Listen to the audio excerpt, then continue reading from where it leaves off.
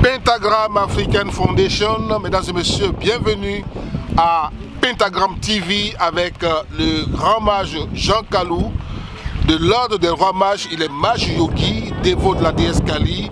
On ne le dira jamais assez, c'est la bibliothèque de la connaissance spirituelle et initiatique. Avec lui, nous abordons la question, somme toute assez importante, des sciences occultes et spirituelles. Les sciences occultes et spirituelles, 6e partie avec le thème de la sorcellerie pour terminer, n'est-ce pas, Maître Jean Kalou, et puis justement en venir sur la magie. On va faire un break sur la magie. Alors Maître Jean Kalou, la sorcellerie pour conclure, qu'est-ce que vous pouvez dire? Je ne peux dire que on ne peut pas éradiquer la sorcellerie parce que c'est l'être humain, oui, c'est l'être humain qui invoque, qui appelle les forces négatives de la nature contre son prochain. Vous voyez un peu, l'être humain n'ayant pas encore atteint un degré de spiritualité, n'est-ce pas, manifeste les défauts les plus, je dirais, les démons intérieurs, tels que la jalousie, la haine, la méchanceté, etc. Vous voyez un peu. Donc c'est l'être humain qui demande aux forces de la nature de faire le mal à leur prochain. Ce ne sont pas les forces de la nature qui délibérément cherchent à faire du mal aux humains. Tant que ton frère humain n'a pas manifesté un acte spirituel ou occulte pour faire intervenir l'invisible dans la vie visible d'un être humain, les forces négatives ne le feront pas. Un couteau ne se lève pas tout seul pour aller blesser quelqu'un tant qu'un être humain ne l'a pas attrapé pour faire. Un fusil ne se tire pas tout seul tant qu'un être humain n'a pas appuyé sur la gâchette. Il en est de même de la nature. Si vous prenez du feu que vous mettez dans la maison de votre voisin, ça va s'enflammer. Ce n'est pas la faute du feu, c'est la faute à l'être humain. Vous voyez un peu?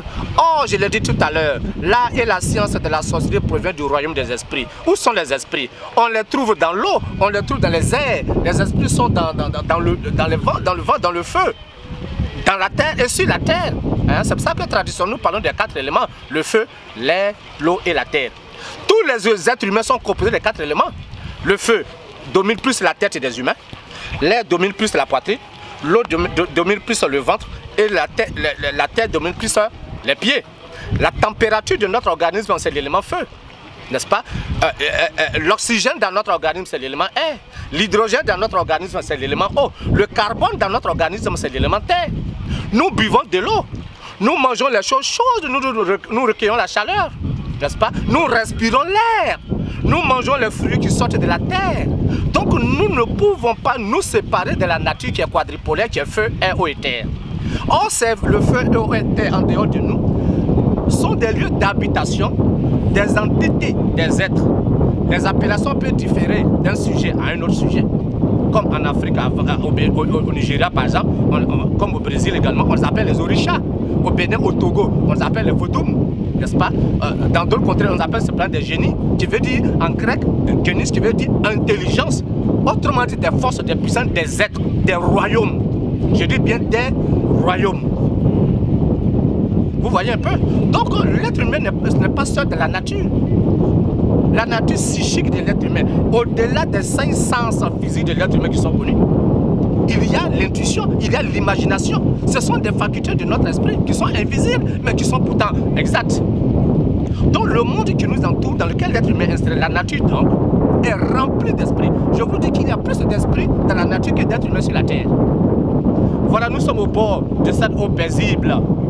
Cette eau paisible est remplie également des puissances d'esprit, des esprits positifs et négatifs.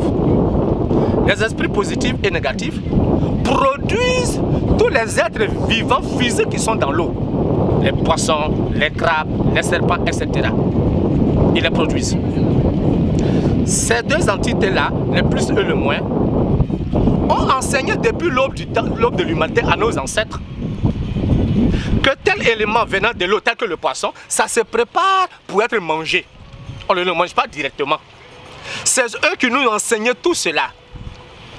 Nous qui pratiquons l'hydrothérapie, c'est-à-dire les méthodes de guérison par le mystère, par l'eau, c'est eux aussi qui nous apprennent que oui, à telle période de l'année, L'eau possède une telle énergie, un tel magnétisme.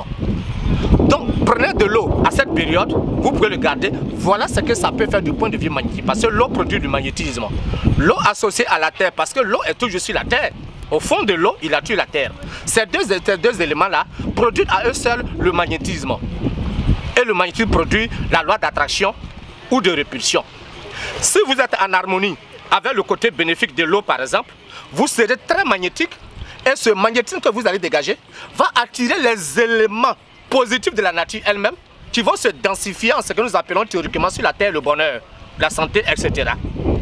Mais si vous n'êtes pas sorcier, mais si quelqu'un vous a fait de la sorcellerie et qu'il vous a branché aux forces négatives de l'eau, mais ceux-là vont développer votre magnétisme qui est d'attirer aussi les choses négatives de la nature.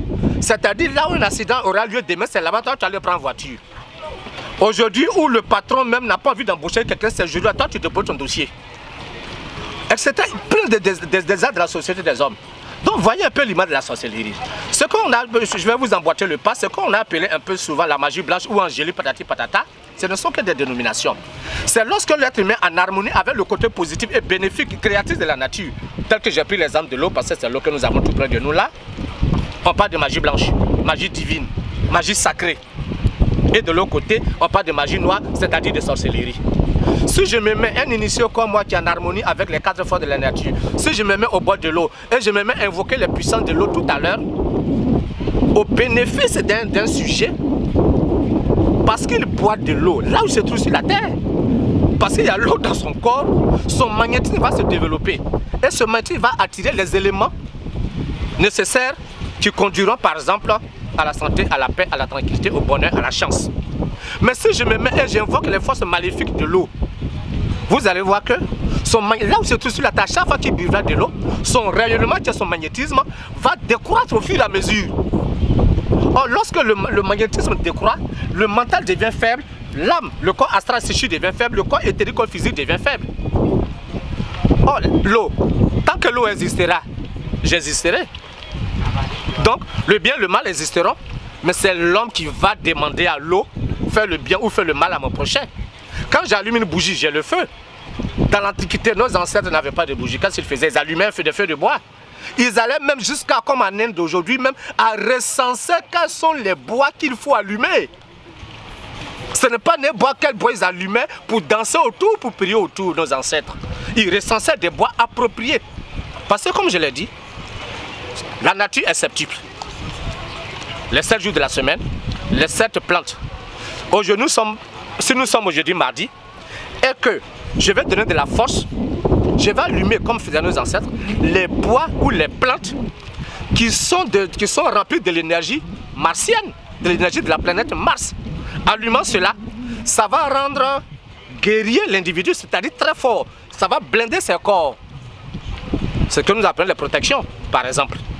Donc je ne prendrai pas une plante de l'eau qui est liée à la lune pour protéger quelqu'un. Je prendrai une plante dont l'énergie est de Mars en question de protection. Vous voyez que la science, on ne peut pas se tromper là, c'est de la science. Voilà, c'est de la science. Oui, c'est de la science. Voilà, la science nous sommes en plein dans la magie. Nous sommes en plein dans la magie. Eh bien, alors, on va certainement retrouver cet autre aspect des sciences occultes, notamment en ce qui concerne la magie, dans ce prochain numéro, notamment dans le 6e numéro. Merci en tout cas Mage pour cet enseignement. Je pense que celle-là vous intéresse. Eh bien, vous pourrez toujours nous joindre. Le groupe d'aide spirituelle et donc les contacts défilent au bas de l'écran. En tout cas, nous sommes avec vous. Eh bien, le PAF, c'est-à-dire le Pentagram African Foundation, est ouvert. Venez vous souscrire et puis soyez donc les bienvenus. Merci et bonsoir.